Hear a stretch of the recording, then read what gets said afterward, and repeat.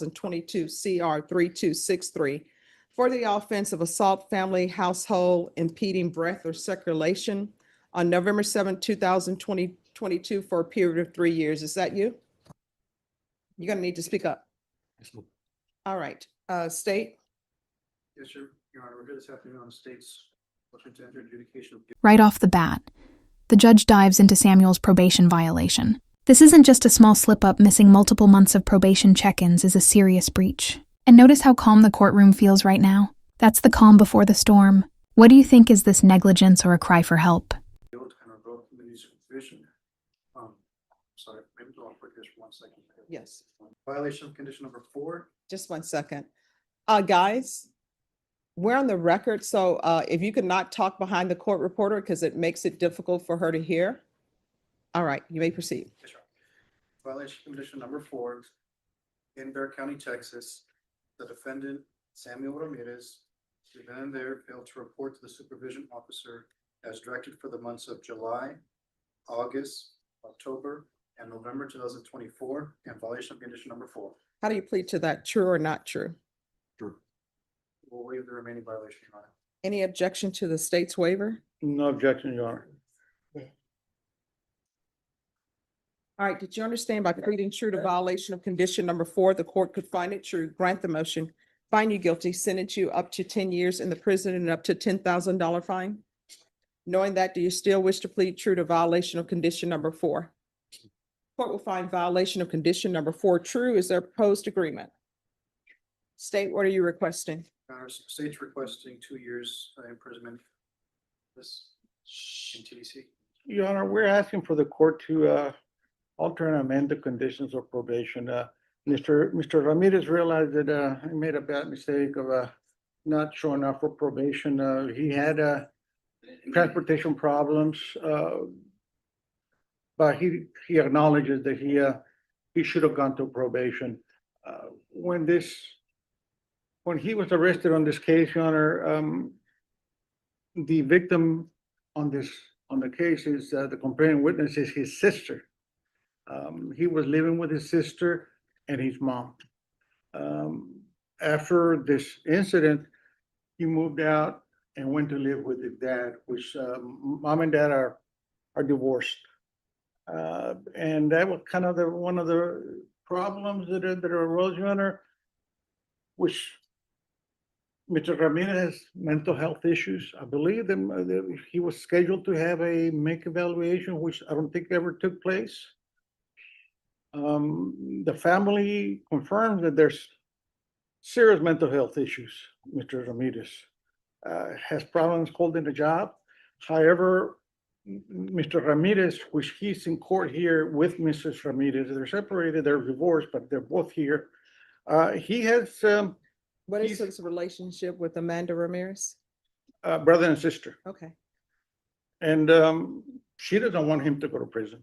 None of the parents want him to So go. why is he not reporting? You want to raise? This part is unbelievable. Samuel claims communication unavailable as his reason for not checking in. Basically, no phone equals no accountability. In Texas courts, that excuse rarely flies. The judge's patience here is running razor thin, and you can feel her testing whether he's just careless or truly struggling with mental health. Let me ask you, do you think his excuses sound genuine? Raise your right hand. Do you solemnly swear and affirm the testimony you give will be the truth and nothing but the truth, so help you God? Yes, ma'am. You can lower your hand, state your name for the record. Samuel Ramirez. Why are you not reporting? I had communication unavailable. I'm sorry, what? I had communication unavailable. What do you mean you had communication unavailable? Just cellular communication unavailable. I'm sorry, what? Cellular communication unavailable. What do you mean? You did not have a cell phone? So why didn't you report to probation and let them know? You could have got on the bus and went to probation. No, I'm trying to figure out why I shouldn't revoke you. What have you done since you've been on probation? No, have you done anything? Let's start with this. All right, we know you didn't report because you said you did. Have you had employment? No, but I've been searching.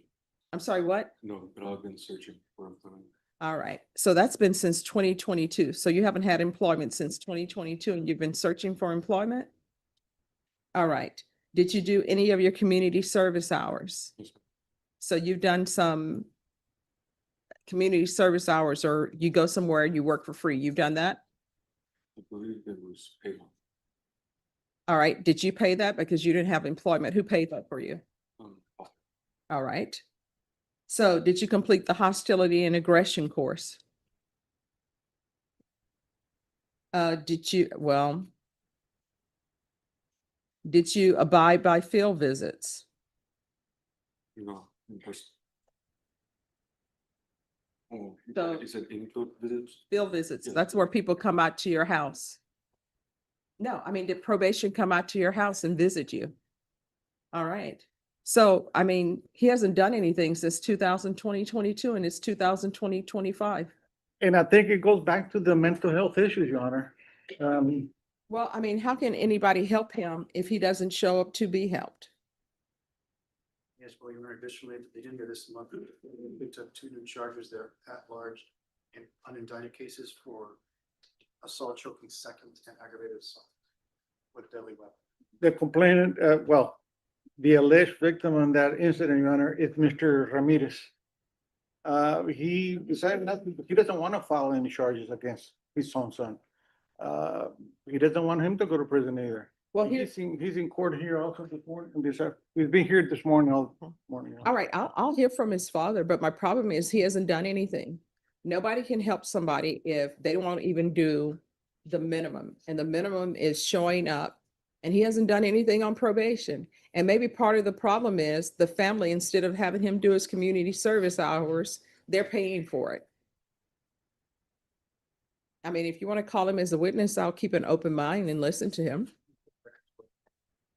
I'm not trying to say defense is not being truthful. We can't verify as well ourselves on our end who the victims of those cases are, because their cases being so new, they're not.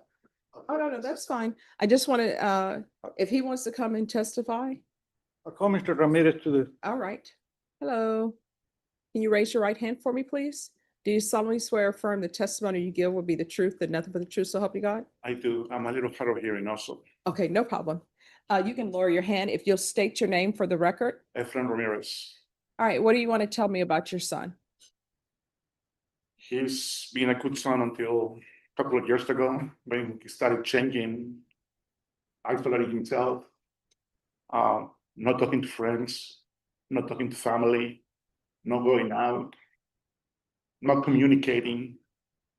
I miss my son, but he used to be. And he's not there. So we're seeking for help, you know. Let me ask you this. Has he always looked like this? No, I mean, buffed up and everything? his smile is gone. No. I mean, his body type. Has his body type always been like that? He's been exercising since he was pretty young. No. But the body that I'm seeing right now, is that the way his body has always been of late? When did his body start being that way where he's super muscular? And let me just tell you where I'm going with this. Let me tell you where I'm going with this. Has he been using steroids? Not to my knowledge, and I always ask them. He wasn't this big. When he was exercising, he was very lean and muscular. But in the last 6 months or so, he stopped exercising and just eating and not doing anything. So he hasn't been exercising and he's still built that way Yeah, he's been in eating. 6 months. He's been eating a lot. Well, I mean, if he shouldn't be that muscular then. Again, I work and we have weights at home. And for me to find out if he was doing exercise. Miss, I'm sorry, you're gonna have to have a seat. Yeah. I know that he loves exercising and he loves eating. But as far as steroids or any other kind of muscle enhancement, I don't know. I don't think so. All right, just one moment. Deputy Laura? Can scroll up on that. All right, I'm sorry, go ahead. So to my knowledge, he hasn't been using anything. He's just big, he's been big. Okay. All right, any other questions? Have you tried to attempt to get help, medical treatment for your son? Yes, I need to go to a health facility and I talked to the director and the director was willing to help. But unfortunately, it was it wasn't possible for us to make him come to this facility.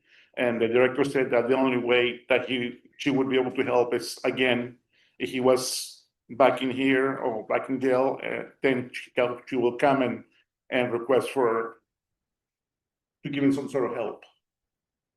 And when the state says that he had an altercation on May the 3rd, are you the person that involved in that altercation? And the last altercation, Yes, yes, and that was with your son. yes. Do you want him to go to prison? I don't want him to go to prison. I want him to get the help needed. And if the judge decides to give him one more chance and place him back on probation, are you willing to ready to help your son some way? Always, And you own a business, correct? I do. And you at one point your son worked for you? Not only work, but I train him to do what I do for a living. And is that something that you will consider also if the judge puts him back on probation? Yes, I would. I'll pass the witness. Any questions? Yes, I'm sorry, so I didn't catch your first name? My name, Yes, Ephraim. Ephraim. I'll just call you Mr. Ramirez. Is that I okay? can, I'll just call you Mr. Ramirez. Is that yes, okay? that's fine. Okay, well, Mr. Ramirez, has your son ever assaulted your daughter before? That was the first time that I know of. And has he ever been violent or assaulted with you? I was a little confrontational, I guess, but never physical. Never physical, so has he ever attacked you with a weapon? No, Has he ever tried to choke you? no. I mean, not really. I mean, no, that I know, that I can recall. Okay, so the incident that you were trying to describe earlier, that happened at the beginning of the month. Can you describe that a little bit more? What happened that day? He had one episode where I guess he wasn't able to control himself because I brought a friend home Okay. and he wasn't happy about that. So And what I did he do just, then? So what did he do then if he wasn't happy about that? I'm sorry. What did he do then if he wasn't happy about that? He threw some furniture on the floor.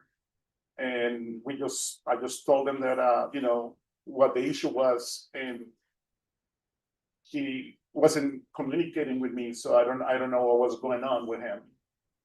Okay, so what happened after he threw the furniture? He threw me on the floor, and I told him that if that was a way for him to release that anger, you know, I didn't care, that he will always be my son and I'll always love him.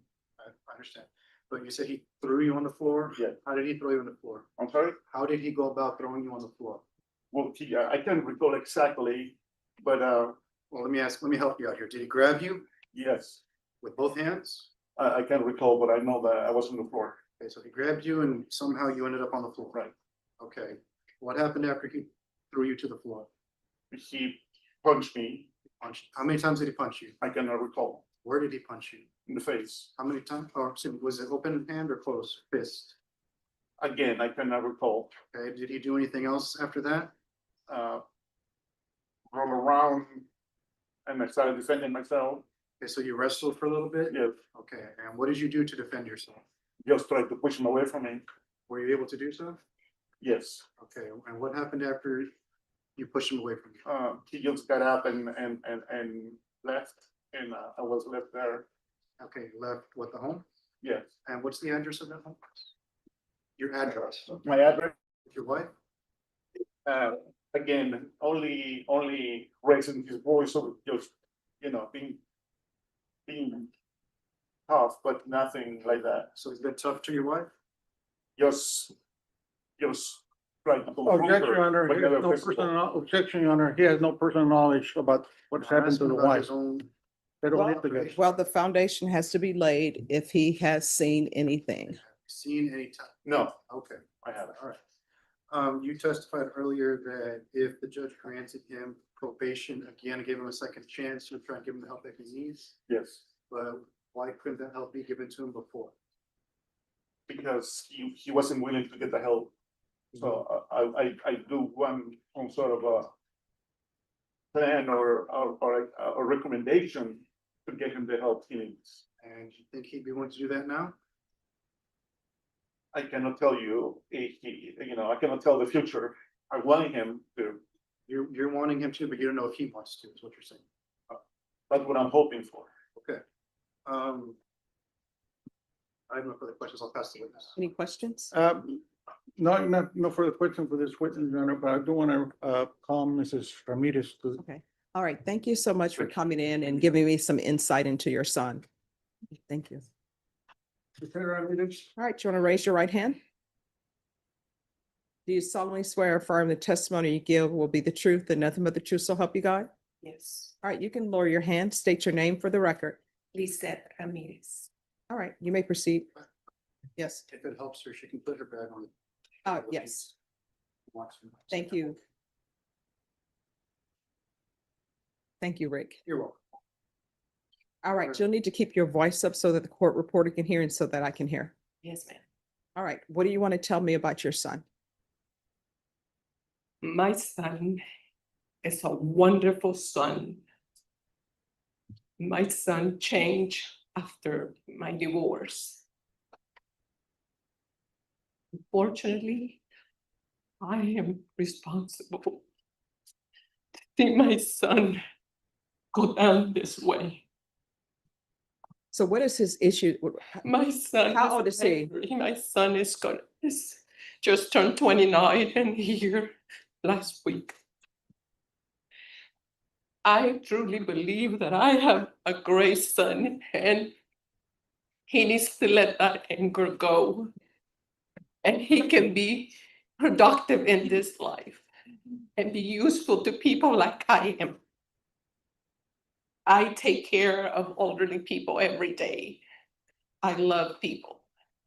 And I know my children, I have 2 other daughters, and they are professionals, RN, and one in finances. So my son always wanted to be a good sportsman. That's why you see them build up this way. He was about, I think it's been like about 6 to 7 years when he worked on his own, no drugs, no nothing, just eating right on. He never liked fast food. He was always cooking and doing the best he could at home. Between siblings, they have always fights. Of course, he is a big guy. But in his mind, he's always had a future for him. Okay, but you understand, yes, siblings fight, but you understand he's on deferred adjudication for choking his sibling, choking his sister. I understand that. So how old are his sisters? Amanda is now 23 Mhm. and Dana is 27. All right, so he's 29 years old. It is not as though he is a 12-year-old or a person in high school who doesn't understand that his parents, their marriage didn't work out, they got a divorce. So I'm trying to figure out why this 29-year-old person who's standing before me, and he's been on probation since 2022, so that'll put him at 27 or maybe 26. Why is it a 26-year-old cannot report to probation, cannot do his community service hours? And he told me he didn't do his community service hours. His father paid it off for him at $7.25 per hour. So he hasn't done anything on probation. The only thing he has done, based upon the testimony that I've heard, is perhaps, and I'm not taking it as 100% true, but perhaps pick up new charges. That's all he's done. And they're violent charges. And the violence he has is against people who he claims that he loves. I'm assuming he loves them. So I don't understand. He's not doing what he's supposed to do. And the fact that you are divorced and maybe he took divorce hard, he's 29 years old. Yes, ma'am. So, I mean, I'm trying to figure out why this is happening. So I want to give you an example. Lately, he was living with his dad, but when he was living in my house, I gave him a present for Christmas. It was a nice scarf and a picture of him and I together on the good times. And when I entered his room, my son switched the picture and it was the family together. When he was younger, we were at the Dodgers Stadium because we live in California. So I knew that my son, who is hurting, is still hurting, has that anger that we're not together as a family. His sisters move up and he stayed behind. I guess we weren't enough supported to my son when he needed it the most. My son is depressed. He doesn't get out like any 20-year-old.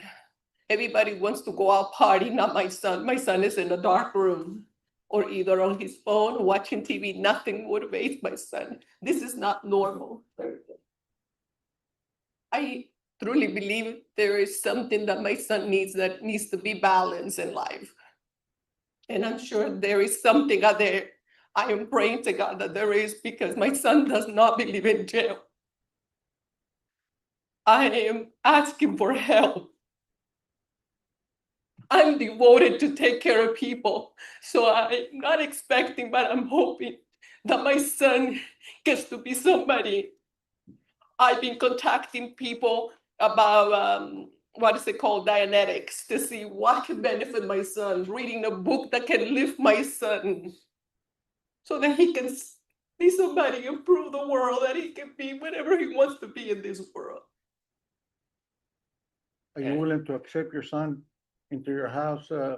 I love my son, and I cannot see my son on the street begging for money when he has a home, when he has parents that can fight for him. All right, so let me just stop everybody right here. If I even continue him on probation, let me just tell you what, he's not going to be living with you. He's not going to be living with your husband because that hasn't worked out. And everybody, what it appears to the court is you, your husband, are treating him like the little boy in the photo that you're bringing up. That's a 29-year-old grown man who has not done anything. He got his father paying his community service hours off for him instead of him paying it. So he hasn't done anything. So if I were to continue him, and I'm not saying because I haven't made a decision yet, the whole thing with him living with you and living with his father. And here's where Judge Boyd absolutely nails it, reminding everyone that Samuel is 29, not a teenager. This moment is brutal honesty wrapped in tough love. She's drawing the line between family support and enabling. You can hear the frustration but also compassion beneath her tone. What do you think? Should Samuel get one more chance? Or is it time for prison? Living with his sisters, that's off the table. That won't be happening. Because he needs to get a job. He needs to take responsibility for his own action. And 0 people can help him if he don't pick up the phone. He hasn't called probation in 2 years. I understood that his father took him several times to the appointments. I don't know that his father had a complete view of when the appointments. No, but see, here's the thing. That's the thing. You and his father are acting like you all are on probation. You're not. It is not his father's job to see that he gets to the probation office. He's 29 years old. And let's say when he started on probation, he was 27 or 26. It's not like he's 18. And when you come to this court and you're 18, you're an adult. But I understand, it's an 18-year-old. Maybe their brains are not fully developed about the consequences of their choices. He knows the consequences of his choices. And you all are still acting as though I should have done this for him. I should have done. At some point, guess what? It is no longer your fault. At some point, these are choices that he's making.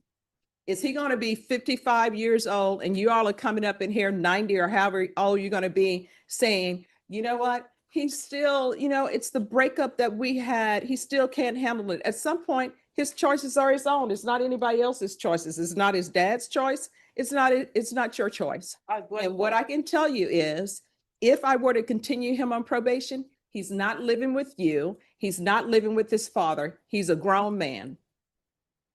Y'all may continue. So I just wanted to cut you all off from that train of thought that he's going to be going back living with his parents, because that's going to be a big no. So you may continue. I just wanted to tell you that my son, at one point, he was on an anxiety pill. That was when he was in his teens. Of course, as he grew older, he didn't take the pill anymore. I do have, unfortunately, I have in my family depression, and I have schizophrenia, and I have epilepsy.